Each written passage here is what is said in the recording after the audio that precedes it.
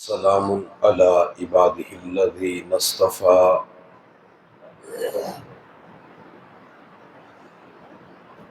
اما بعد فاعوذ باللہ من الشیطان الرجیم بسم اللہ الرحمن الرحیم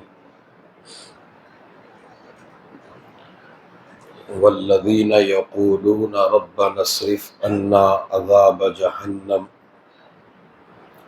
ان عذابها کان غراما انها ساءت مستقرا ومقاما وقال اللہ تعالی فی مقام آخر ربنا آتنا فی الدنیا حسنہ وفی الآخرۃ حسنہ وقنا عذاب النار وقال اللہ تعالی فی مقام آخر سبحانک فقنا عذاب النار وقال اللہ تعالی فی مقام آخر فَأَنذَرْتُكُمْ نَارًا تَلَظَّىٰ سبحان ربک رب العزت عما یصفون وسلام علی المرسلین والحمد للہ رب العالمین اللہم صلی علی سیدنا محمد وعلی آل سیدنا محمد وبارک وسلم آیا ہوں تیرے در پر من اپنا سیاہ کر کے آیا ہوں تیرے در پر من اپنا سیاہ کر کے پر نور تو اسے کر دے اپنی نگاہ کر کے دیکھیں تو صحیح مولا میرے قلب کی سختی کو رونا بھی نہیں آتا دن رات گناہ کر کے جاتی ہے فلک پر اثر کو کھینچ لانے کے لیے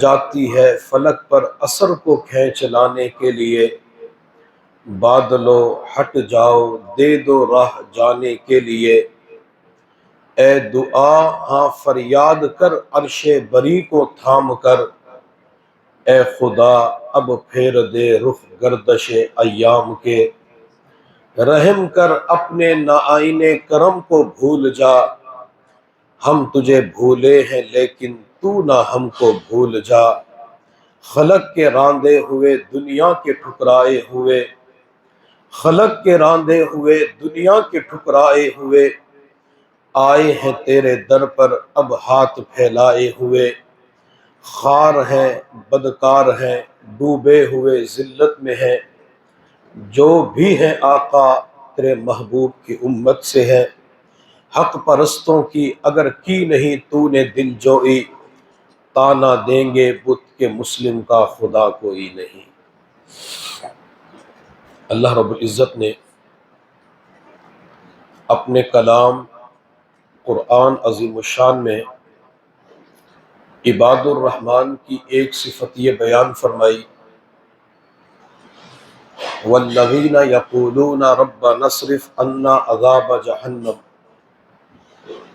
وہ اللہ کی بارگاہ میں دعا کرتے ہیں اے اللہ ہم سے جہنم کے عذاب کو دور کر دے، ان عذابها کان غراما، بے شک جہنم کا عذاب بہت چمٹنے والا ہے، انہا ساءت مستقرا ومقاما، جہنم کا ٹھکانہ اور رہنے کی جگہ بہت بری ہے۔ کل ایک صفت یہ بیان فرمائی تھی کہ جو عباد الرحمن ہوتے ہیں وہ رات اپنے رب کے سامنے قیام اور سجدے کی حالت میں گزارتے ہیں۔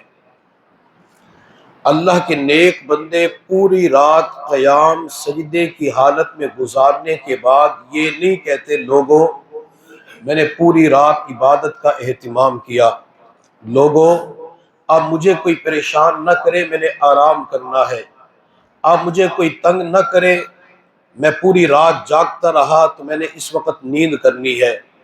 عباد الرحمن پوری رات جاگنے کے بعد صبح کے وقت رب ذوالجلال کی بارگاہ میں دعا کرتے اللہ جیسے تیری عبادت کرنی چاہیے تھی ویسی عبادت نہ کر سکا، اللہ مجھے جہنم کی آگ سے نجات عطا فرما، اللہ مجھے جہنم سے پناہ عطا فرما، اللہ مجھے جہنم سے محفوظ فرما۔ پوری رات عبادت کرنے کے بعد اپنی عبادت کو جتلایا نہیں کرتے تھے، اپنی عبادت کا تذکرہ نہیں کرتے، بلکہ رب ذوالجلال کی بارگاہ میں جہنم کے خوف سے دعا مانگتے تھے، اللہ ہم سے جہنم کے عذاب کو دور کر دے۔ اللہ اگر آپ نے رات کی عبادت کو قبول نہ کیا، اللہ رات کے سجدوں کو قبول نہ کیا، رات کے قیام کو قبول نہ کیا، اللہ اگر وہ عبادت آپ نے اٹھا کے منہ پہ مار دی، اللہ میں تو جہنم کا حقدار بن جاؤں گا۔ اللہ تیری بارگاہ میں سب سے پہلے یہ درخواست کرتے ہیں، جہنم کی آگ سے نجات عطا فرما۔ اور یہی وجہ ہے میرے محبوب صلی اللہ علیہ وسلم دعا مانگتے تھے، ربنا آتنا فی الدنیا حسنہ وفی الآخرۃ حسنہ وقنا عذاب النار۔ اے اللہ دنیا بھی عطا فرما، آخرت بھی عطا فرما، اور جہنم کی آگ سے ہماری حفاظت فرما، جہنم کے عذاب سے نجات عطا فرما۔ میرے محبوب صلی اللہ علیہ وسلم نے نماز فجر کے بعد اور نماز مغرب کے بعد 7 مرتبہ ایک دعا پڑھنے کا حکم دیا، اللہم اجرنی من النار، اللہم اجرنی من النار۔ میرے پیغمبر نے فرمایا جو نماز فجر کے بعد 7 مرتبہ یہ دعا پڑھے گا، مغرب کی نماز کے بعد 7 مرتبہ یہ دعا پڑھے گا، اللہ اسے جہنم کی آگ سے نجات عطا فرما دیں گے۔ ہمیں اس دعا کا اہتمام کرنا چاہیے تاکہ اللہ تعالیٰ جہنم کے عذاب سے ہماری حفاظت فرمائے، اللہ تعالیٰ جہنم کی آگ سے ہم سب کو محفوظ فرمائے۔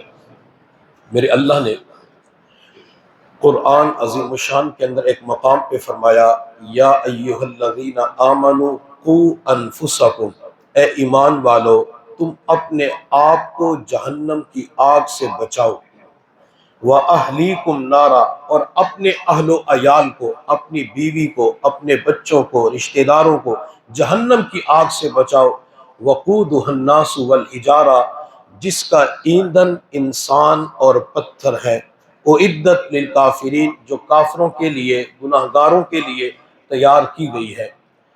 میرے اللہ نے ہمیں حکم دیا کہ ہم اپنے آپ کو جہنم کی آگ سے بچائیں۔ حضرت بہلول دانا رحمۃ اللہ علیہ ایک نیک بزرگ گزرے ہیں، کبھی نام سنا ہے؟ حضرت بہلول کے بڑے عجیب و غریب واقعات کتابوں کے اندر ملتے ہیں۔ حضرت بہلول ایک مرتبہ بازار کے اندر بیٹھ کے رو رہے تھے، تو کسی نے کہا بہلول بازار کے اندر بیٹھ کر تو ہنستے ہیں، بازار کے اندر بیٹھ کر آپ کیوں رو رہے ہیں؟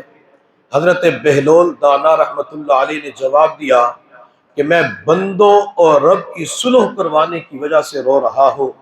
بہلول صلح کس چیز کی کروا رہے ہو؟ تاکہ بندے اپنے رب سے توبہ کر لے، دوستی لگا لے۔ اچھا بہلول پھر کیا بنا؟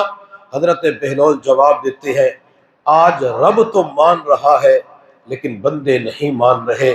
حضرت بہلول چند دنوں کے بعد پھر کسی کو قبرستان کے اندر بیٹھے ہوئے روتے ہوئے نظر آئے، تو کسی نے کہا بہلول چند دن پہلے بازار کے اندر روتے ہوئے دیکھا، آج قبرستان کے اندر ویرانے کے اندر بیٹھ کے کیوں رو رہے ہو؟ حضرت بہلول نے جواب دیا، جو کام بازار میں کر رہا تھا وہی کام اس قبرستان کے اندر کر رہا ہو۔ بہلول کیا کر رہے ہو؟ بہلول نے جواب دیا، بندوں اور رب کی صلح کروا رہا ہو۔ اچھا بہلول کیا بنا؟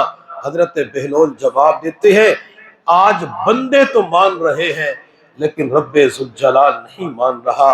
معزز سامعین، میرے اور آپ کے پاس جب تک اس جسم کے اندر جان ہے اس وقت تک رب انتظار میں ہے کہ میرا بندہ توبہ کر لے، میرا بندہ مجھ سے معافی مانگ لے، میں اپنے بندے کو معاف کر دوں گا۔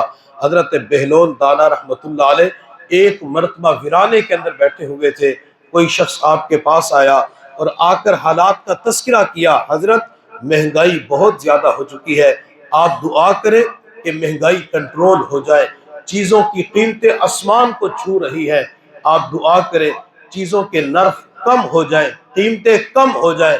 حضرت بہلول کے سامنے گندم کا ایک دانہ پڑا ہوا تھا، اس دانے کو اٹھا کے فرمایا، میرے بھائی اگر گندم کا ایک دانہ سونے کے ایک سکے کے برابر ہو جائے مجھے اس کی کوئی پرواہ نہیں ہے، وہ شخص کہنے لگا حضرت میں مہنگائی کا رونا رو رہا تھا، آپ نے مہنگائی کے اندر اور زیادہ اضافہ کر دیا کہ گندم کا ایک دانہ سونے کے ایک سکے کے برابر ہو جائے، مجھے اس کی کوئی پرواہ نہیں ہے۔ حضرت بہلول نے جواب دیا اس کی وجہ یہ ہے اللہ نے ایک کام میرے ذمہ لگایا ہے اور ایک کام اللہ نے اپنے ذمہ لیا ہے۔ حضرت وہ کیا؟ حضرت بہلول نے جواب دیا وما خلقت الجن والانس الا لیعبدون، اللہ نے میرے ذمے عبادت لگائی ہے، میرے ذمے نماز لگائی ہے۔ وما من دابۃ فی الارض الا علی اللہ رزقها، اللہ نے اپنے ذمہ رزق لیا ہے، میں جب تک نماز کا اہتمام کرتا رہوں گا اللہ مجھے رزق پہنچاتے رہیں گے، اور جس دن میں نے نماز کے اندر کمی کرنا شروع کر دی اس دن رب ذوالجلال مجھے رزق کی تنگیوں کے اندر مبتلا فرما دیں گے۔ نماز رزق کو کھینچتی ہے، نماز کی بدولت رزق کے اندر اضافہ ہوتا ہے، نماز کی وجہ سے اللہ تعالیٰ رزق کی پریشانیوں کو ختم فرماتے ہیں۔ اور میں مردوں سے درخواست کروں گا کہ جب بھی اپنے اہل و عیال کے اوپر خرچ کریں، اپنی بیوی کے اوپر خرچ کریں، بچوں پہ خرچ کریں، ماں باپ پہ خرچ کریں، تو کبھی بھی یہ جملہ استعمال نہ کیا کریں بیوی بچوں کو کھلانا ہماری مجبوری ہے، بیوی بچوں پہ خرچ کرنا ہماری مجبوری ہے، بچوں کی فیسیں ادا کرنا، بچوں کو عید کے کپڑے لے کر دینا، بیوی کو شاپنگ کروانا ہماری مجبوری ہے۔ مجبوری کا لفظ بول کر بہت بڑے اجر و ثواب سے محروم ہو جاتے ہیں، کبھی مجبوری کا لفظ نہ بولیں۔ جو انسان اپنی بیوی بچوں کے اوپر خرچ کرتا ہے وہ ایک خرچ کرے، لاکھ خرچ کرے، کروڑ خرچ کرے، ارب خرچ کرے، جتنا خرچ کرتا ہے اللہ اس خرچ کے اوپر صدقے کا ثواب عطا فرما دیتے ہیں۔ بلکہ میرے محبوب صلی اللہ علیہ وسلم نے ارشاد فرمایا قیامت کے دن میزان کے ترازو میں سب سے پہلے جس چیز کا وزن کیا جائے گا وہ لقمہ ہوگا جو خامد نے اپنی بیوی کے منہ میں ڈالا ہوگا، وہ دینار ہوگا جو خامد نے بیوی کے اوپر خرچ کیا ہوگا۔ میزان کے ترازو میں سب سے پہلے ان پیسوں کا وزن کیا جائے گا جو انسان اپنے اہل و عیال پہ، بیوی بچوں پہ خرچ کرتا ہے۔ اور میزان کا ترازو کتنا بڑا ہے؟ ریاض الجنہ مسجد کے برابر نہیں، ملتان کے برابر نہیں، جنوبی پنجاب کے برابر نہیں، ملک پاکستان کے برابر نہیں۔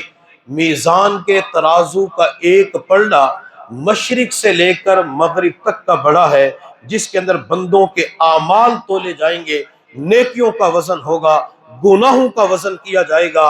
حضرت داؤد علیہ السلام نے رب ذوالجلال کی بارگاہ میں عرض کیا اللہ مجھے میزان کا ترازو دکھا دیجئے۔ اللہ رب العزت نے فرمایا داؤد آپ کی آنکھوں کے اندر وہ طاقت نہیں جو میزان کے ترازو کو دیکھ سکے۔ حضرت داؤد علیہ السلام نے پھر عرض کیا اللہ ایک مرتبہ تو دکھا دیجئے۔ میرے اللہ نے میزان کے ترازو کا ایک پلڑا جو مشرق سے لے کر مغرب تک کا بڑا تھا جب اپنے نبی داؤد کو دکھایا، بے ہوش ہو کر زمین پہ گر پڑے۔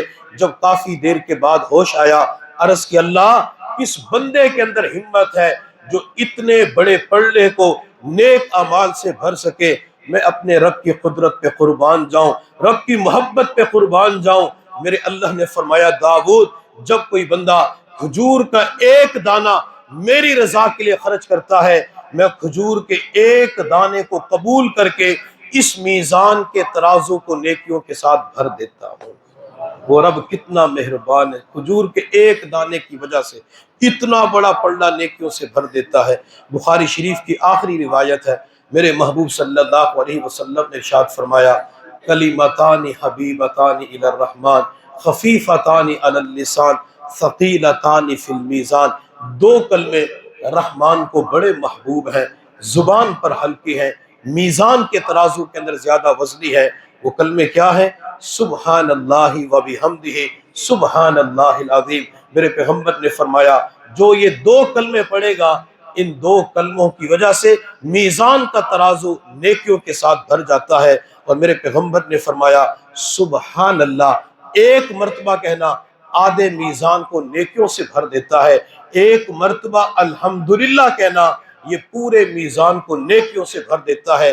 جتنے اعتکاف کرنے والے ہیں اگر آپ ان چند لمحات کے اندر جو باقی رہ چکے ہیں اپنی زبان سے سبحان اللہ پڑھنا شروع کر دیں، الحمدللہ پڑھنا شروع کر دیں، سبحان اللہ و بحمدہ سبحان اللہ العظیم، اس کا ورد کریں، اللہ میزان کے ترازو کو نیکیوں کے ساتھ بھر دیں گے۔ اور اسی طرح جو اپنے اہل و عیال پہ خرچ کرتا ہے، اگر کوئی خاوند گھر سے نکلتے وقت اپنی بیوی سے یہ کہہ کے آیا کہ اس مرتبہ بچوں کے کپڑے نہیں دیے جائیں گے، اس مرتبہ آپ کو بھی خرچہ نہیں ملے گا، میں اعتکاف کے لیے جا رہا ہوں، میں ان سے درخواست کروں گا، بیوی بچوں پہ خرچ کرنا یہ ذمہ داری شریعت مطہرہ نے دی ہے، جسے نان نفقہ کا لفظ استعمال کیا جاتا ہے۔ بیوی کی ضروریات کو پورا کرنا یہ خاوند کی ذمہ داری ہوتی ہے، بچوں کی ضروریات کا انتظام کرنا یہ والد کی ذمہ داری ہوتی ہے۔ اللہ نے گنجائش دی ہے، آپ کسی دوست کو فون کر کے یہ کہہ سکتے ہیں اتنے 1000 روپے میرے گھر کے اندر بچوں کو دے کے آ جانا، پھر گھر والوں کو فون کر دینا، آپ بچوں کے کپڑے خرید لینا، بچوں کے جوتے خرید لینا، آپ فلاں سامان خرید لینا۔ کئی مرتبہ خواتین اپنے رشتہ داروں کے ہاں عیدی بھیجتی ہیں، وہ عیدی ایک تو عید والے دن خرچ کرتی ہے، اور بعض خواتین عید سے پہلے کوئی مٹھائی منگوا کر یا فروٹ منگوا کر اپنے رشتہ داروں کے ہاں بھیجتی ہے، لیکن ان کے پاس پیسہ نہیں ہوتا۔ اب پیسہ کس نے دینا ہے؟ پیسہ خامد نے دینا ہے۔ اگر یہ خامد اپنی بیوی کے اوپر خرچ کرے گا، پیسوں کا انتظام کرے گا، اللہ خرچ کرنے کی بدولت میزان کے ترازو کو نیکیوں کے ساتھ وزنی فرما دیں گے۔ تو اپنے اہل و عیال پہ خرچ کیا کریں، بیوی بچوں کے اوپر خرچ کیا کریں، بیوی بچوں کے اوپر خرچ کرنے کے حوالے سے کبھی کنجوسی نہ کیا کریں، بخیل نہ بنا کریں۔ ہم نے کئی مرتبہ لوگوں کو دیکھا جب وہ باہر خرچ کرتے ہیں، مسجد کو دیتے ہیں، مدرسے کو دیتے ہیں، فلاں جگہ خرچ کرتے، دل کھول کے خرچ کرتے ہیں، اور جب بچوں کا معاملہ آتا ہے تو بچوں پہ خرچ نہیں کرتے، کہتے ہیں یہ پیسے ضائع کر دیتے ہیں، یہ پیسے اڑا دیتے ہیں، یہ کرتے ہیں۔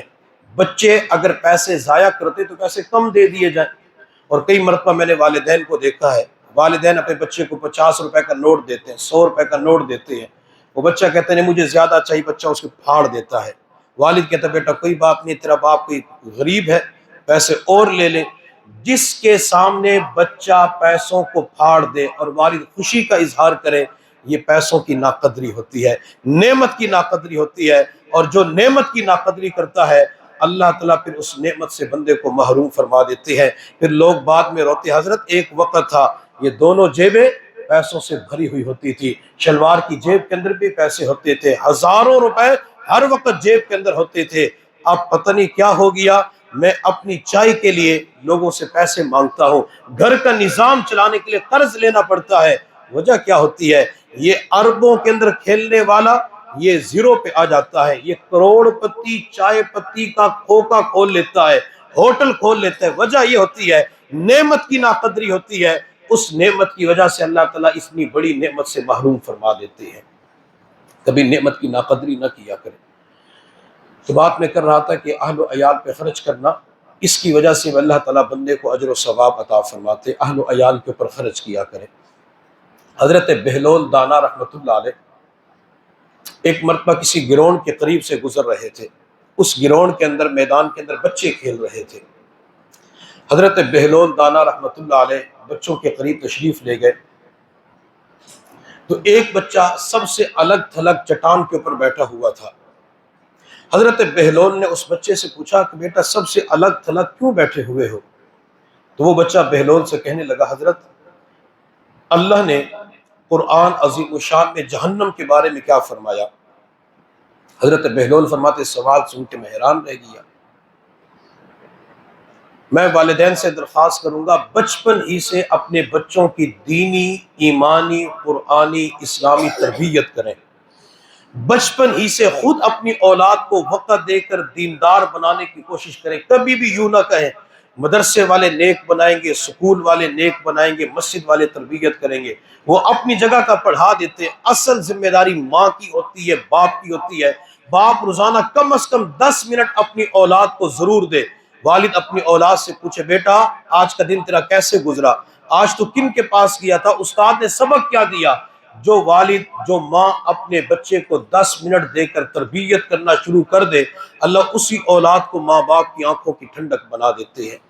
اپنی اولاد کو وقت دینا چاہیے، اپنی اولاد کی تربیت خود کرنی چاہیے۔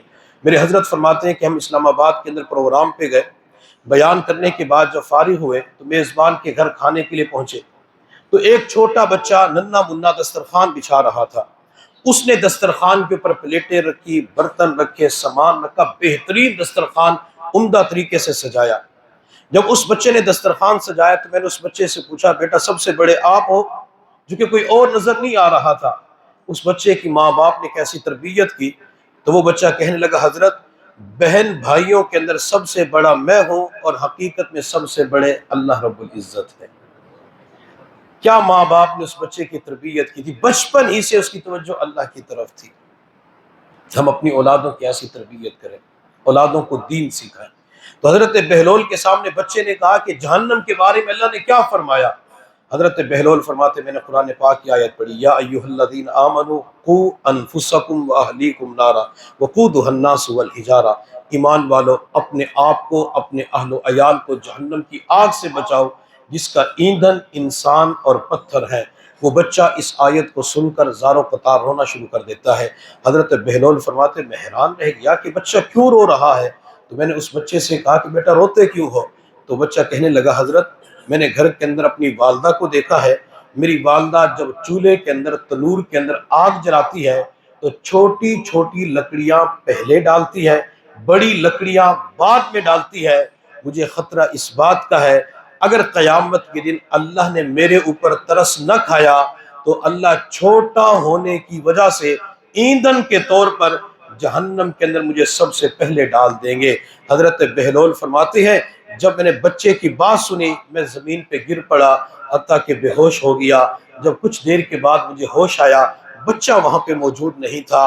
میں نے کھیلنے والے بچوں سے پوچھا، وہ بچہ کہاں چلا گیا؟ یہ کون بچہ تھا جس کے اندر جہنم کا خوف پایا جاتا ہے، جہنم کی آگ کا خوف پایا جاتا ہے؟ تو کھیلنے والے بچوں نے جواب دیا، یہ بچہ سیدنا حسین ابن علی رضی اللہ تعالی عنہ کے خاندان سے تعلق رکھتا ہے۔ اہل بیت اپنے بچوں کی ایسی تربیت کیا کرتے تھے، بچپن ہی سے ان کے اندر جہنم کا خوف ڈال دیا جاتا تھا، جہنم کا خوف آتا تھا، گناہ نہیں کرتے تھے، اللہ کی نافرمانی نہیں کرتے تھے۔ ہمارے اندر بھی اللہ کرے یہی خوف پیدا ہو جائے۔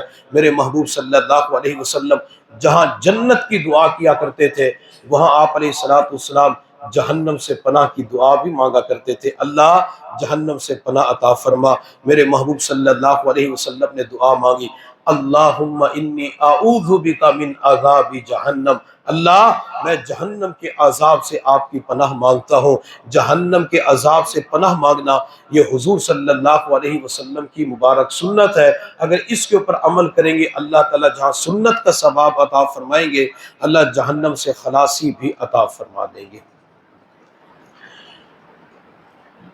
ایک نوجوان 18 سال کی عمر حضور صلی اللہ علیہ وسلم کی خدمت میں حاضر ہوا اور ایمان قبول کیا۔ اس صحابی کا نام تھا ثعلبہ بن عبد الرحمن رضی اللہ تعالی عنہ۔ کتنی عمر تھی؟ 18 سال۔ جو 18 سال کی عمر والے معتکفین ہیں، 17 سال 18 سال، وہ ہاتھ کھڑا کریں،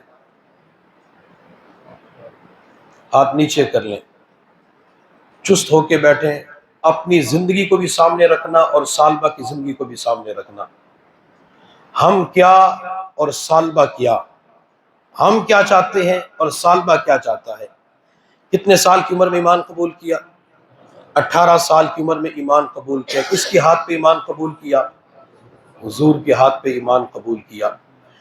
چند دنوں کے بعد میرے محبوب صلی اللہ علیہ وسلم نے ثعلبہ سے فرمایا، ثعلبہ مدینہ کی فلاں جگہ پہ میرا یہ کام کر کے آؤ۔ وہ ثعلبہ مسجد نبوی سے باہر نکلے، مدینہ کی گلیوں سے گزر رہے تھے۔ مدینہ کی گلیوں سے گزرتے ہوئے ثعلبہ کی نظر ایک مکان کے اوپر پڑی جس کی بیرونی دیوار چھوٹی تھی، اندر کوئی خاتون غسل کر رہی تھی۔ ثعلبہ کی برہنہ بدن پہ اچانک نظر پڑ گئی۔ جو ہی اچانک برہنہ بدن پہ نظر پڑی، اپنے نظروں کو جھکایا، حالانکہ پہلی اچانک نظر معاف ہوتی ہے، لیکن ثعلبہ یہ سمجھے کہ مجھ سے بد نظری ہو چکی ہے اور میں حضور کا قاصد بن کے جا رہا تھا، میں کتنی بڑی غلطی کا مرتکب ہو گیا۔ یہ ثعلبہ واپس آنے کی بجائے مدینہ کے پہاڑوں کی طرف نکل گئے اور تقریباً 40 دن تک مدینہ کے پہاڑوں میں رہ کر اللہ کی بارگاہ میں ایک ہی دعا مانگتے رہے، اللہ جہنم کی آگ سے نجات عطا فرما۔ 40 دن گزرے، میرے اللہ نے جبرائیل علیہ السلام کو حضور کی خدمت میں بھیجا۔ حضرت جبرائیل علیہ السلام نے آ کے کہا، یا رسول اللہ فرما رہے ہیں سالبہ کو تلاش کر کے اپنے پاس بلائیے، 40 دن ہو چکے ہیں روتے ہوئے، وہ ایک ہی دعا مانگ رہا ہے، اللہ جہنم کی آگ سے نجات عطا فرما۔ میرے پیغمبر کے سامنے 2 صحابہ بیٹھے ہوئے تھے، حضرت عمر فاروق رضی اللہ تعالی عنہ، حضرت سلمان فارسی رضی اللہ تعالی عنہ۔ میرے پیغمبر نے فرمایا، عمر، سلمان فارسی، جاؤ میرے سالبہ کو تلاش کر کے لاؤ، میرا سالبہ جہاں کہیں نظر آئے میرے قدموں کے اندر پیش کر دو۔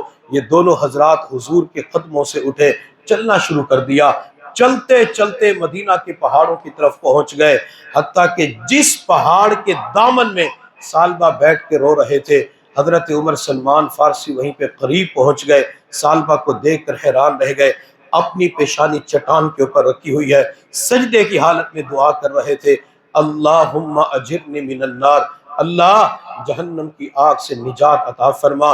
اللہ تیرے پیغمبر کا قاصد بن کے جا رہا تھا، تیرے پیغمبر کا کام کرنے کے لیے جا رہا تھا، راستے کے اندر گناہ ہو گیا، اللہ مجھے جہنم کی آگ سے نجات عطا فرما۔ کافی دیر کے بعد جب سالبہ نے سجدے سے سر اٹھایا، اپنی آنکھوں سے آنسوؤں کو صاف کیا، دعا مکمل کی، حضرت عمر سلمان فارسی بھی رو رہے تھے، ان دونوں حضرات نے سالبہ سے کہا، سالبہ تجھے حضور نے یاد فرمایا ہے، حضور تیرا شدت سے انتظار کر رہے ہیں۔ میرے محبوب صلی اللہ علیہ وسلم اپنے ایک پیارے 18.25 سال کی عمر کے سالبہ کا انتظار فرماتے ہیں۔ حضرت عمر سلمان سالبہ کو لے کر حضور کی خدمت کے اندر پہنچے، میرے پیغمبر قرآن کی تلاوت فرما رہے تھے، جب سالبہ کے کانوں کے اندر قرآن کی آواز پڑی، سالبہ پھر زمین کے اوپر گر پڑے، حتیٰ کہ 18.25 سال کا خوبصورت سالبہ بے ہوش ہو جاتا ہے۔ میرے پیغمبر نے پانی کے چھینٹے چہرے کے اوپر مارے، جب سالبہ نے آنکھیں کھولی، حضور نے فرمایا، سالبہ تو کہاں چلا گیا تھا؟ سالبہ میں نے تو تجھے کام کے لیے بھیجا تھا، 40 دن تک تو مجھے نظر نہ آیا۔ حضرت سالبہ نے کہا، یا رسول اللہ میرے گناہ نے مجھے آپ سے دور کر دیا، یا رسول اللہ میری نظر پڑ گئی برہنہ بدن کے اوپر۔ میرے پیغمبر نے فرمایا، سالبہ تو قرآن کی اس آیت کو پڑھ، ربنا آتنا فی الدنیا حسنہ وفی الآخرۃ حسنہ وقنا عذاب النار۔ سالبہ نے اس دعا آیت کو پڑھا، میرے پیغمبر نے فرمایا، جا اپنے والدین کی طرف، تیری ماں بھی انتظار کر رہی ہے، والد بھی انتظار کر رہا ہے۔ میرے پیغمبر بچوں کو اپنے ماں باپ کی طرف بھیجتے تھے، نبی علیہ الصلوۃ والسلام بچوں کو آوارہ گردی کی طرف میلان نہیں دیتے تھے، آپ اس طرف روانہ نہیں کرتے تھے۔ آپ نے فرمایا، بیٹا جا اپنی امی سے ملاقات کر، ابو سے ملاقات کر۔ یہ 18.25 سال کا خوبصورت نوجوان اپنے گھر کی طرف روانہ ہو گیا، جو ہی گھر کے اندر داخل ہوا، ماں نے اپنے بیٹے سے پوچھا، بیٹا تو کہاں چلا گیا تھا؟ کتنے دن سے تیرا انتظار کر رہی ہوں۔ یہ 18.25 سال کا نوجوان کہنے لگا، امی مجھ سے گناہ سرزد ہو گیا، میں نے 40 دن تک رب ذوالجلال کی بارگاہ میں ایک ہی دعا مانگی، اللہ گناہ کرنے کی وجہ سے انسان جہنم میں چلا جاتا ہے، اللہ مجھے جہنم کے اندر نہ ڈالنا، اللہ مجھے جہنم سے خلاصی عطا فرما۔ حتیٰ کہ سالبہ جب جہنم کا تذکرہ فرماتے ہیں، سالبہ کی طبیعت خراب ہو جاتی ہے، سالبہ کو بخار ہو جاتا ہے، 8 دن تک سالبہ کو بخار رہا، 8 دن تک بستر کے اوپر پڑے رہے، حتیٰ کہ ان کی زندگی کا آخری دن آ گیا، بیماری کا 8واں دن اور زندگی کا آخری دن۔ عمر کتنی؟ تقریباً 18.25 سال کی عمر۔ کسی نے جا کر حضور کو بتلایا، یا رسول اللہ آج سالبہ کی طبیعت بہت زیادہ خراب ہے۔ میرے محبوب صلی اللہ علیہ وسلم تیمارداری کے لیے سالبہ کے گھر پہنچے، واہ سالبہ تیرے مقدر پہ قربان جاؤں، کبھی حضور تیرا انتظار مسجد نبوی میں فرماتے ہیں، کبھی تیری تیمارداری کے لیے گھر کے اندر پہنچ جاتے ہیں۔ میرے پیغمبر سالبہ کے پاس پہنچے، سالبہ زمین کے اوپر لیٹے ہوئے تھے، 2 جہاں کا سردار، آمینہ کا لال، شافی محشر، ساقی کوثر، محبوب رب العالمین، شمس الضحیٰ، بدر الدجیٰ، نور الہدیٰ، امام کائنات، جمال کائنات، مقصود کائنات، کونین کے شہزادے، تاجدار مدینہ، حسنین کریمین کے نانا جان، زینب رقیہ ام کلثوم فاطمہ کے ابا جان، سودا ختیجہ عائشہ جویریہ حفصہ کے خامن احمد مشتبہ محمد مصطفیٰ صلی اللہ علیہ وسلم زمین پر بیٹھ جاتے ہیں۔ میرے پیغمبر نے زمین پر بیٹھنے کے بعد سالبہ کے سر کو اٹھا کے اپنی پاکیزہ مقدس گود میں رکھ لیا۔ واہ سالبہ تیرے مقدر پہ قربان جاؤں، تجھے آخری وقت کے اندر نبوت کی پاکیزہ گود مل جاتی ہے، وہ پاکیزہ مقدس گود ملتی ہے جس کے اندر رب ذوالجلال قرآن اتار دیا کرتے تھے۔ میرے پیغمبر نے سر اپنی گود کے اندر رکھا، تھوڑی دیر کے بعد سالبہ نے اپنی آنکھیں کھولی، جب والضحیٰ والے چہرے پہ نظر پڑی، چمکتا دمکتا روشن چہرہ نظر آیا، سالبہ نے حضور کی گود سے سر اٹھا کے زمین پہ رکھ لیا۔ میرے پیغمبر نے فرمایا سالبہ تو کتنا خوش نصیب ہے، میں نے تیرا سر اپنی گود میں رکھا، تو نے زمین پہ کیوں رکھ لیا؟ حضرت سالبہ روتے ہوئے کہنے لگے یا رسول اللہ، یہ سر اس لائق اور قابل نہیں ہے کہ آپ کی پاکیزہ گود میں آ سکے۔ میرے پیغمبر نے فرمایا سالبہ وجہ کیا ہے؟ یا رسول اللہ، یہ سر گناہوں سے بھرا ہوا ہے، اسی سر کے اندر اس آنکھ نے ایک گناہ کیا تھا، مجھے اس گناہ کا خطرہ ہے، کہیں اللہ مجھے جہنم کے عذاب کے اندر مبتلا نہ کر دے، اللہ جہنم کے اندر نہ پھینک دے۔ میرے پیغمبر نے فرمایا میرے سالبہ بتا تو چاہتا کیا ہے؟ حضرت سالبہ نے کہا یا رسول اللہ، کوئی بھی خواہش نہیں ہے، صرف ایک خواہش ہے، اللہ دنیا ہی کے اندر میرے بارے میں یہ اعلان فرما دے کہ میں نے سالبہ کو معاف کر دیا۔ میرے پیغمبر نے اسی وقت دعا کے لیے ہاتھ اٹھائے، اللہ میرے سالبہ کو معاف فرما، اللہ میرے سالبہ کی مغفرت فرما، اللہ میرے سالبہ کو جہنم سے نجات عطا فرما۔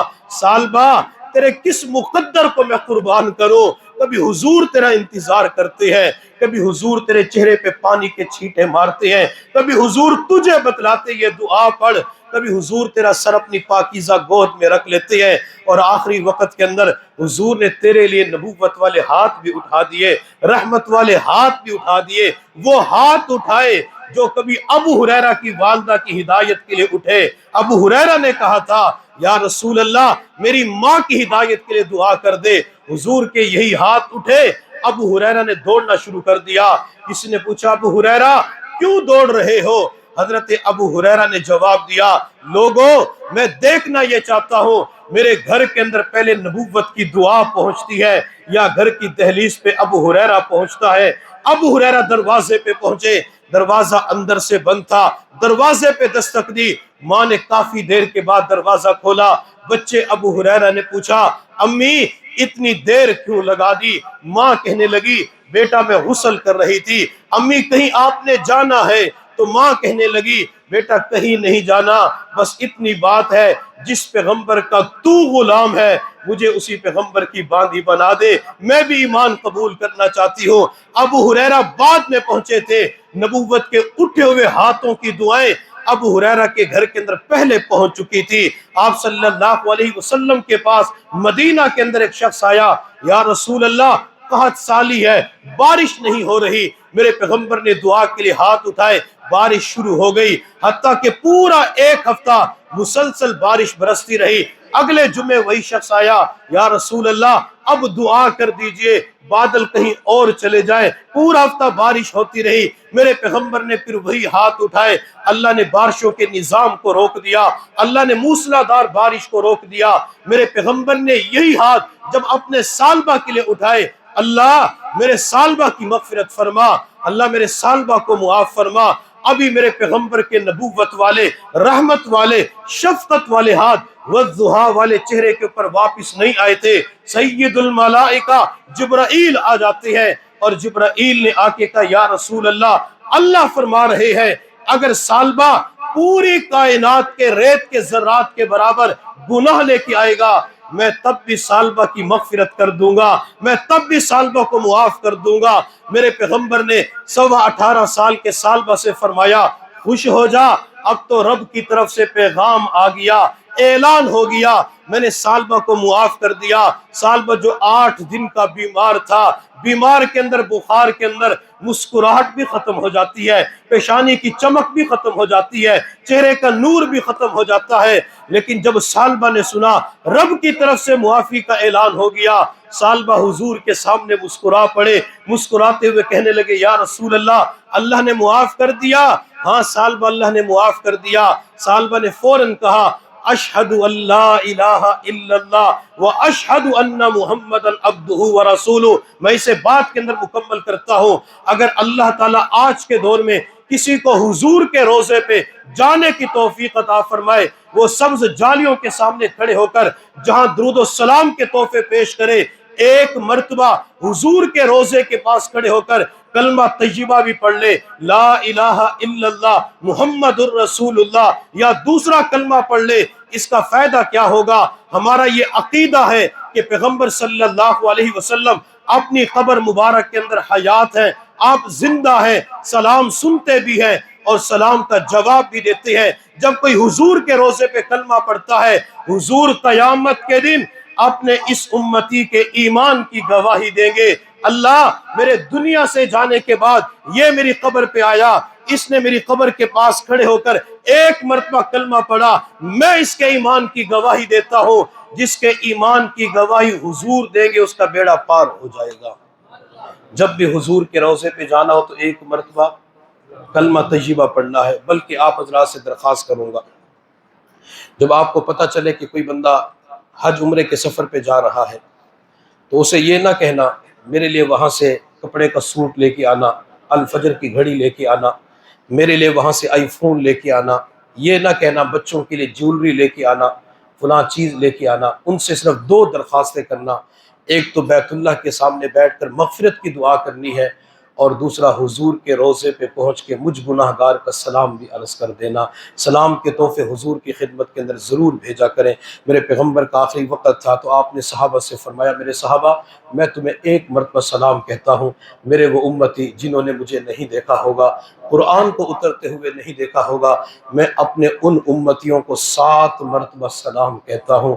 حضور نے 7 مرتبہ سلام کے تحفے بھیجے، لیکن آج بڑے افسوس سے کہنا پڑتا ہے لوگ حضور کے روضے پہ جاتے ہیں، رشتہ دار دوست احباب حضور کی خدمت میں سلام کے تحفے نہیں بھیجتے۔ سلام کے تحفے بھیجا کریں۔ جب سلام کا تحفہ حضور کی خدمت میں پہنچتا ہے تو کئی مرتبہ اللہ اس سلام کو قبول کر کے سلام بھیجنے والے کے لیے حاضری کا دروازہ کھول دیتے ہیں، اللہ پھر حج عمرے کی سعادت نصیب فرما دیتے ہیں۔ تو سالبہ نے کیا کیا؟ کلمہ پڑھا۔ کون سا کلمہ؟ اشہد ان لا الہ الا اللہ و اشہد ان محمد عبدہ و رسولہ۔ سالبہ کی روح پرواز کر گئی۔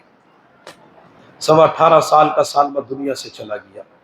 کس کے سامنے انتقال ہوا؟ حضور کے سامنے انتقال ہوا۔ میرے محبوب صلی اللہ علیہ وسلم نے فرمایا، میرے صحابہ سالبہ کے کفن دفن کا انتظام کرو۔ سالبہ کو غسل دے کر سفید لٹھے کا کفن پہنایا گیا۔ جب سالبہ کو اٹھا کر جنازہ گاہ کی طرف جا رہے تھے تو میرے محبوب صلی اللہ علیہ وسلم پنجوں کے بل چل رہے تھے، یوں پاؤں نہیں رکھتے تھے حضور یوں چل رہے تھے اس جنازے میں۔ تو کسی نے کہا، یا رسول اللہ آپ مکمل پاؤں کیوں نہیں رکھ رہے؟ زمین کشادہ ہے، وسعت پائی جاتی ہے۔ میرے پیغمبر نے فرمایا، آج میرے سالبہ کے جنازے میں آسمان سے اتنے فرشتے نازل ہو چکے ہیں کہ مجھے مکمل پاؤں رکھنے کی جگہ نہیں مل رہی۔ 18.25 سال کا یہ بھی نوجوان تھا، اور یہ نوجوان بھی اپنی زندگیوں پہ غور کریں، وہ کیا چاہتے تھے، اللہ نے آخری وقت کے اندر کیا نعمت اعزازات عطا فرمائے، اور آج کے نوجوان کی زندگی کیسے گزرتی ہے۔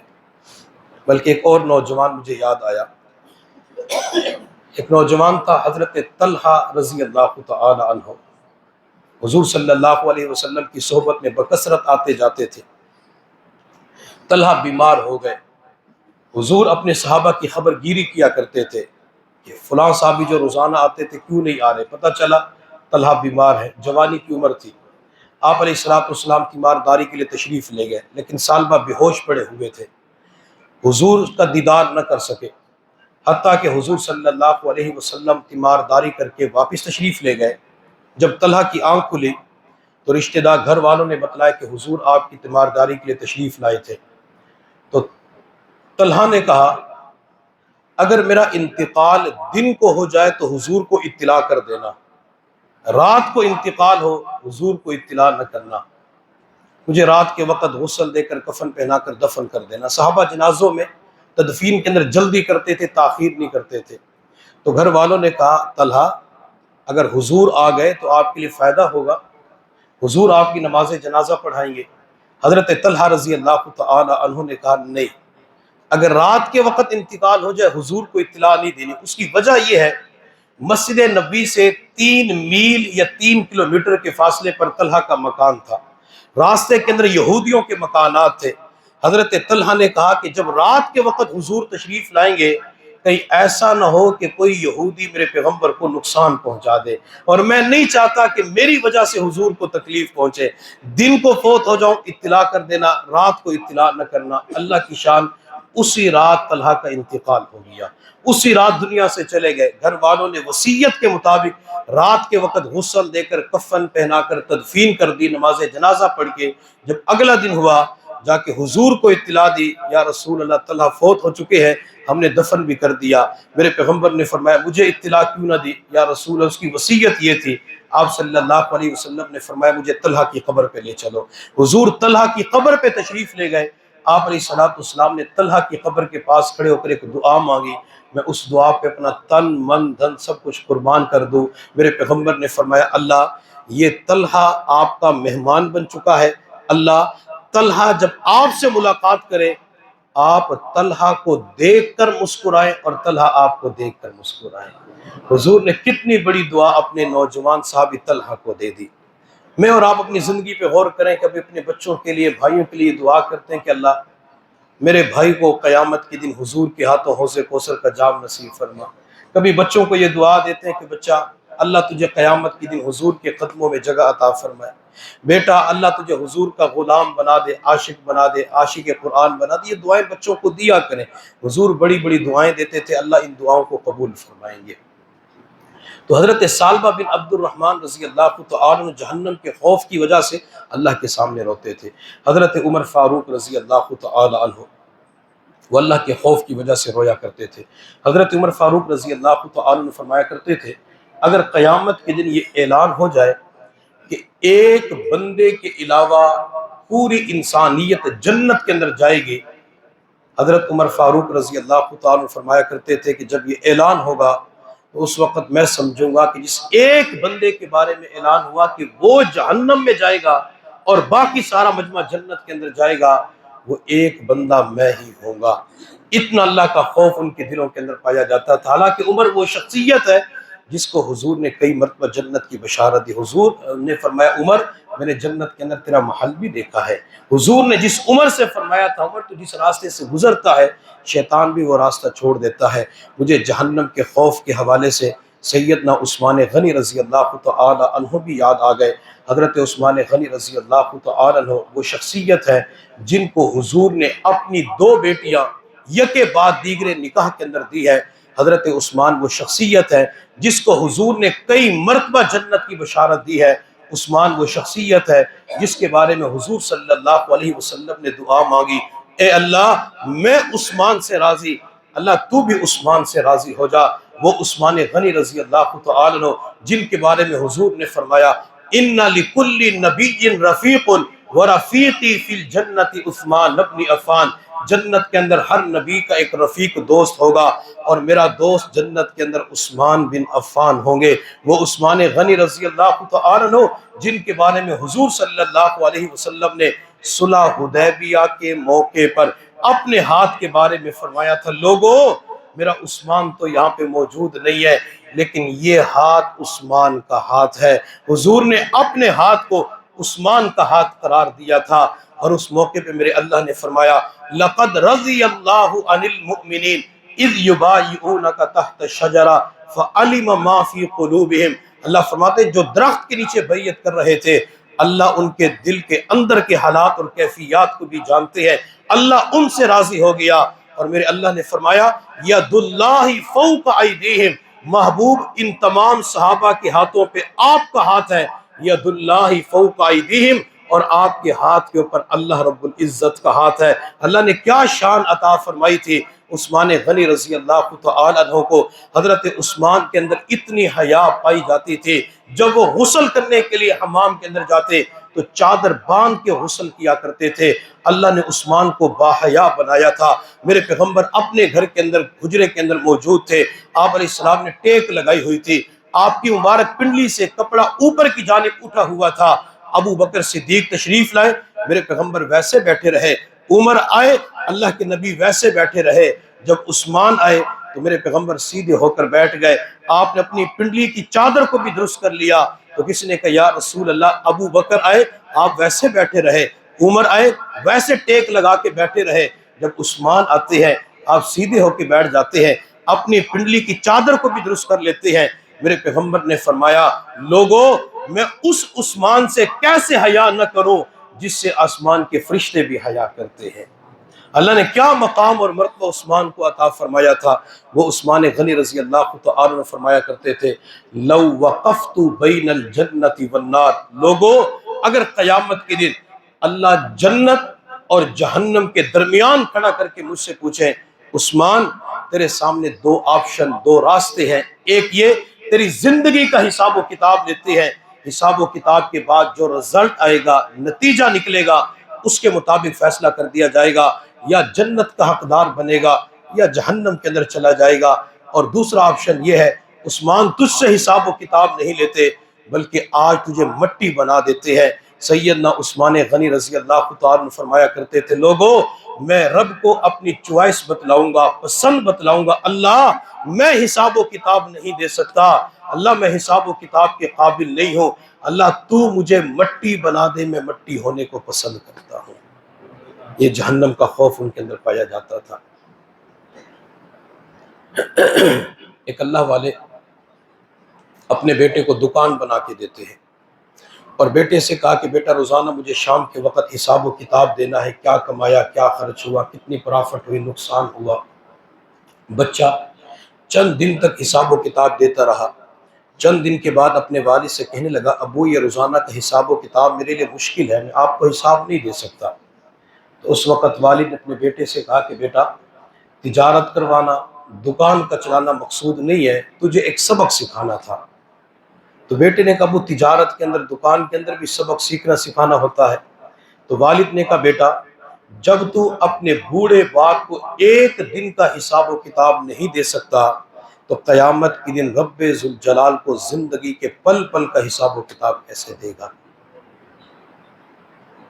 حضرت عثمان رحمت اللہ علیہ ان کی پرچون کی دکان تھی، لوگ ان کے پاس سکے لے کے آتے تھے، آج کل تو کاغذوں کے نوٹ ہیں، پہلے یہ سکے ہوا کرتے تھے۔ آپ میں سے بعض حضرات نے وہ 54 58 دیکھی ہوگی، وہ پیسے جو پہلے بچوں کو ملتے تھے، تو ان کے پاس لوگ جب سکے لے کے آتے تھے تو کچھ سکے کھرے ہوتے، کچھ سکے کھوٹے ہوتے تھے، کھوٹے سکے کام نہیں آتے لیکن وہ قبول کر لیتے تھے، کھرے سکوں سے پھر آگے کاروبار کرتے اور کھوٹے سکے جمع کر لیتے تھے۔ جب ان کا آخری وقت آیا تو انہوں نے اپنے خادم سے فرمایا کہ دکان کے فلاں کونے کے اندر سکوں کا تھیلا پڑا ہوا ہے، وہ تھیلا اٹھا کے لاؤ۔ وہ خادم تھیلا اٹھا کے لائے، سارے سکے اپنی جھولی کے اندر ڈال لیے، سارے سکے اپنی جھولی کے اندر ڈالنے کے بعد کہا اے اللہ میں پوری زندگی تیرے بندوں سے کھوٹے سکے قبول کرتا رہا، اللہ میری زندگی کا آخری وقت آ چکا ہے، تو میرے کھوٹے عملوں کو قبول کر لے۔ اللہ میری نماز بھی کھوٹی، میرے روزے بھی کھوٹے، میری تلاوت بھی کھوٹی، میرا ذکر بھی کھوٹا، اللہ میرا اعتکاف بھی کھوٹا، اللہ میرا حج عمرہ بھی کھوٹا، سارے اعمال کھوٹے ہیں۔ اللہ اگر میں تیرے بندوں سے پیار کرتے ہوئے کھوٹے سکے قبول کرتا رہا، اللہ آج میرے اوپر ترس کھاتے ہوئے، رحم کرتے ہوئے ان کھوٹے عملوں کو قبول کر لے۔ ان کا انتقال ہو گیا۔ بعد کے اندر خواب کے اندر اس کے خادم نے دیکھا حضرت کیا بنا، تو انہوں نے کہا آخری وقت کے اندر جو رب ذوالجلال کے سامنے عاجزی پیش کی تھی، اللہ نے اسی عاجزی کو قبول کرتے ہوئے کھوٹے عملوں کو قبول فرما لیا۔ کون مقبول ہے کون مردود ہے، کون مقبول ہے کون مردود ہے، بے خبر کیا خبر تجھ کو کیا کون ہے، جب تلیں گے عمل سب کے میزان پر تب کھلے گا کہ کھوٹا کھرا کون ہے۔ ہم اپنے اعمال پہ غور کریں کہ جو اعمال کر رہے ہیں کہ اللہ کو یہ اعمال پسند آ گئے، قبول ہو گئے، یا ان اعمال کو رد کر دیا گیا۔ بندے کو امید بھی ہونی چاہیے اور اس کے ساتھ ساتھ بندے کو خوف بھی ہونا چاہیے۔ امید اور خوف کے درمیان جو زندگی گزاری جاتی ہے اسے ایمان کہا جاتا ہے۔ تو اللہ رب العزت نے عباد الرحمن کی کون سی صفت بیان فرمائی کہ وہ دعا کرتے ہیں اے اللہ جہنم کو ہم سے دور کر دے، جہنم کے عذاب سے نجات عطا فرما۔ تہجد کے وقت میں اٹھ کر نیک اعمال کا اہتمام کر کے، قیام کی حالت میں وقت گزار کے، سجدہ کر کے جو رب سے دعا کرنی ہے وہ دعا یہ کرنی ہے، اے اللہ جہنم کے عذاب کو ہم سے دور کر دے۔ تہجد کے وقت میں اپنی صحت کے لیے دعا مانگا کرے، بلکہ ہر چیز تہجد کی دعا کے اندر ضرور مانگے، اپنی دعاؤں کے اندر مانگے۔ آپ صلی اللہ علیہ وسلم نے ارشاد فرمایا، تم میں سے ہر ایک کو کوئی نہ کوئی حاجت پیش آتی رہتی ہے، اگر تمہاری جوتی کا تسمہ ٹوٹ جائے وہ بھی اللہ سے مانگو، گھر کے اندر نمک ختم ہو چکا ہے تو وہ بھی اللہ سے مانگو۔ اب مثال کے طور پہ عصر کی نماز کے بعد کوئی گھر گیا، خواتین نے دہی چٹنی تیار کرنی تھی اور کہنے لگی کہ گھر کے اندر نمک ختم ہو چکا ہے۔ اب یہ گھر سے نکلتے نمک لینے کے لیے یہ بازار بعد میں جائے، دکان پہ بعد میں پہنچے، اپنے دل کی تار اللہ سے جوڑ کے کہے، اللہ نمک ختم ہو چکا ہے، نمک لینے کے لیے جا رہا ہوں، اللہ میرے لیے آسانی فرما دیجئے۔ اسی طرح اگر کسی کے جوتے گم ہو چکے ہیں، جوتے ٹوٹ چکے ہیں، جوتے کسی نے اٹھا لیے، یہ بازار سے جوتے خریدنے کے لیے بعد میں جائے، پہلے اللہ سے دعا کرے، اللہ میرے جوتے گم ہو چکے ہیں، اللہ جوتا کسی نے اٹھا لیا، اللہ جوتے کا انتظام فرما دیجئے۔ جو بندے کی چاہت ہوتی ہے اللہ اسی چاہت کے اوپر ایک ہی دکان کے اوپر اس کے لیے جوتے کا انتظام فرما دیتی ہے۔ ہم سونے کے لیے بستر پہ آتے ہیں، اللہ سے دعا مانگا کرے، اے اللہ میں سونے کے لیے بستر پہ آ چکا ہوں، اللہ مجھے میٹھی نیند سلا دیجئے، اللہ وہ نیند مجھے عطا فرما جس کی وجہ سے میری تھکاوٹ دور ہو جائے۔ جب نیند سے پہلے دعا مانگی جاتی ہے اللہ میٹھی نیند عطا فرما دیتے ہیں۔ جب کوئی بندہ سونے سے پہلے دعا کرتا ہے، اے اللہ میں اتنے بجے اٹھنا چاہتا ہوں، اللہ میں آدھے گھنٹے کے بعد اس وقت اٹھنا چاہتا ہوں، اللہ اٹھنے کا انتظام کر دیجئے۔ جو دعا کر کے سوتا ہے اسے اٹھانا نہیں پڑتا، اللہ اس کے اندر کوئی الارم فٹ کر دیتے ہیں جس کی وجہ سے بندے کی خود بخود آنکھ کھل جاتی ہے، بستر سے اٹھنا آسان ہو جاتا ہے۔ بندے کو پیسوں کی ضرورت ہوتی ہے کہ اللہ سے دعا کرے، اللہ میرے لیے پیسوں کا انتظام کر دے، اللہ انتظام فرما دیتے ہیں۔ ایک شخص بیت اللہ کے سامنے بیٹھ کے دعا کر رہا تھا، اے اللہ مجھے 56 کروڑ دے دے، اے اللہ مجھے 56 کروڑ دے دے۔ تو کوئی میرے جیسا بخیل کنجوس بیٹھا ہوا تھا تو اس نے اس کی ران پہ ہاتھ مار کے کہا، ارے یہ کیا دعا کر رہا ہے کہ اللہ 56 کروڑ دے دے، کیا 56 کروڑ بھی مانگنے ہوتے ہیں؟ تو اس نے کہا میں کوئی تجھ سے مانگ رہا ہوں، میں تو دنیا کے بنانے والے رب سے مانگ رہا ہوں، مجھے چونکہ 56 کروڑ کی ضرورت ہے اور میں اللہ سے وہی دعا مانگ رہا ہوں، اللہ مجھے 56 کروڑ دے دے۔ وہ تو 56 کروڑ کی دعا مانگ رہا تھا، میں اور آپ اللہ سے 56 کروڑ کی دعا نہ مانگے، 1 ارب خرب ملین بلین کی دعا نہ مانگے، بلکہ دعا یوں مانگے، اللہ اپنی شان کے مطابق عطا فرما، اللہ اپنے وسیع خزانوں سے عطا فرما۔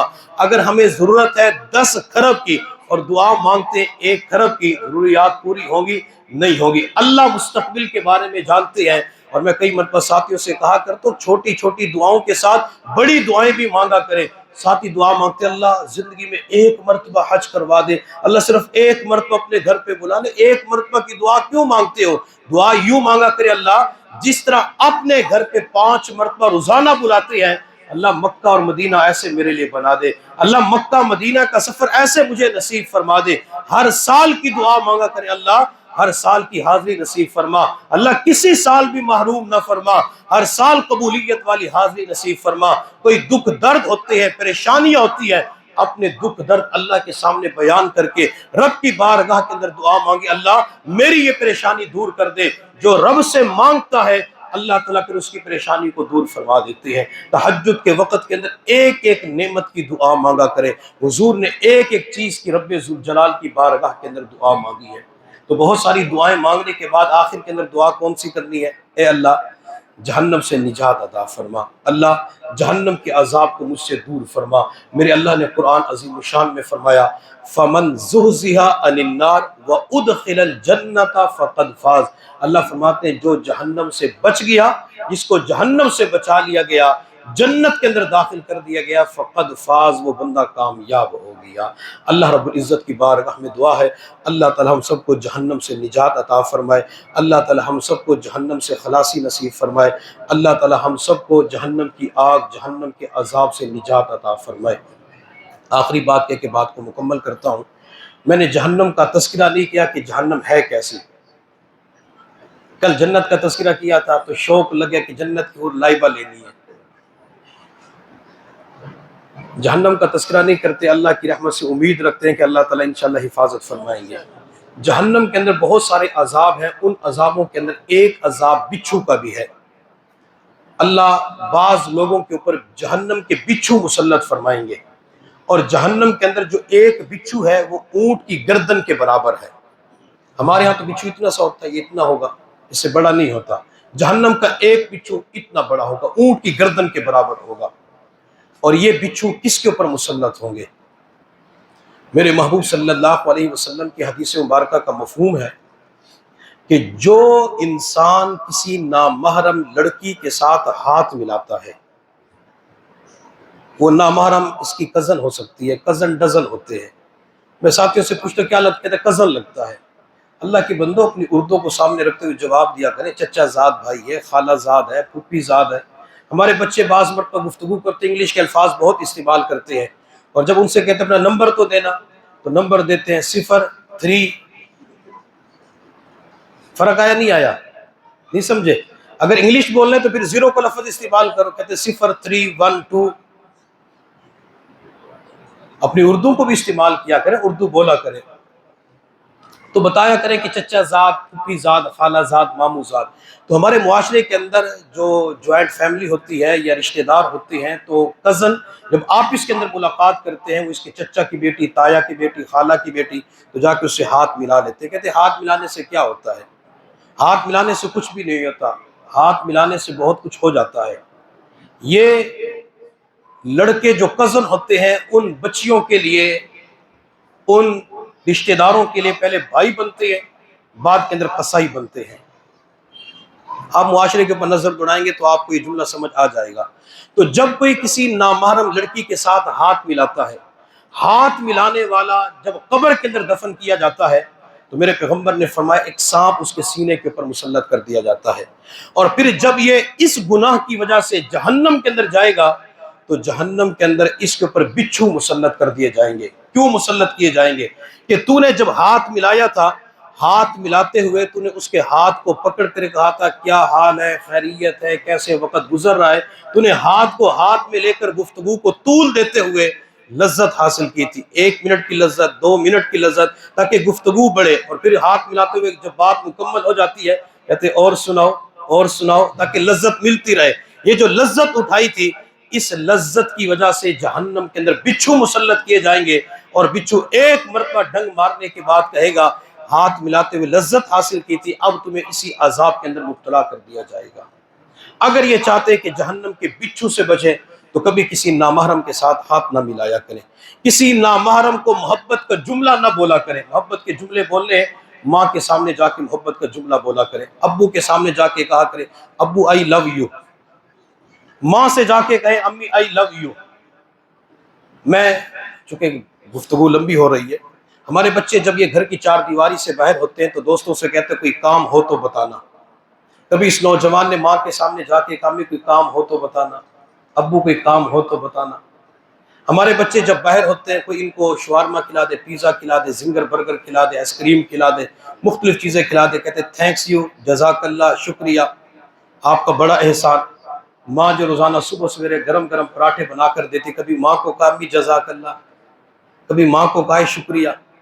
یہ باہر تو شکریہ کرتے، ماں کا شکریہ ادا کیوں نہیں کرتا؟ یہ باہر جزاک اللہ کہتے، اپنی ماں کو، اپنے والد کو جزاک اللہ کیوں نہیں کہتا؟ جب آپ اعتکاف سے آ رہے تھے تو آپ نے ابو سے کہا ابو اعتکاف میں جا رہا ہوں، پیسے چاہیے، تو والد نے انکار کیا، والد نے جیب سے پیسے نکال کے دے دی۔ آپ نے کہا امی بستر چاہیے، ماں نے آپ کا بستر اکٹھا کر کے دے دیا۔ آپ نے کہا بہن مجھے کپڑے تیار کر کے دے دے، اس نے کپڑے استری کر کے بیگ میں ڈال کے دیے۔ آپ جب وہاں سے نکلے آپ نے شکریہ ادا نہیں کیا۔ آج آپ باہر سوتے ہیں، آپ کا جگری یار آپ کا بستر اٹھا کے تہ لگا دیتے ہیں، کہتے ہیں جزاک اللہ شکریہ۔ کیا ماں اتنا بھی حق نہیں رکھتی کہ اس کا شکریہ ادا کر دیا جائے؟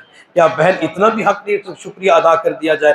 گھر کی 4 دیواری کے اندر یہ 2 جملے بچے ضرور استعمال کیا کریں، امی کوئی کام ہو تو بتانا، اور نمبر 2 شکریہ ادا کیا کریں۔ شکر کی وجہ سے اللہ نعمتوں میں اضافہ فرمائیں گے۔ اور جو اعتکاف کرنے والے جب گھر جائے تو گھر جانے کے بعد سب سے پہلے نکلتے ہی موبائل آن کر کے اپنی جانوں کو نہیں کہنا جانو اعتکاف ختم ہو گیا آئی لو یو، سمجھ گئے؟ بلکہ اپنے گھر کے اندر جا کے ماں سے کہنے امی آئی لو یو، امی میں آپ سے پیار کرتا ہوں، امی مجھے سب سے زیادہ آپ سے محبت ہے۔ بہن سے کہیں، بھائی سے کہیں، وہ کہیں گے کہاں پہ زندگی گزار کے آیا ہے؟ ایسی محبتیں کس نے بتلائی ہیں؟ آج کے بعد روزانہ ان کے پاس جایا کرو۔ لیکن آپ کہیں گے وہ ایسے حضرت ہیں کہ سوتے ہوئے اٹھا دیتے ہیں، وہ ایسے ہیں وہ کہتے ہیں بیٹھ ٹیک نہ لگاؤ، بیان کے اندر جا کے بیٹھا کرو۔ اللہ رب العزت ہم سب کو سمجھنے اور عمل کرنے کی توفیق عطا فرمائے۔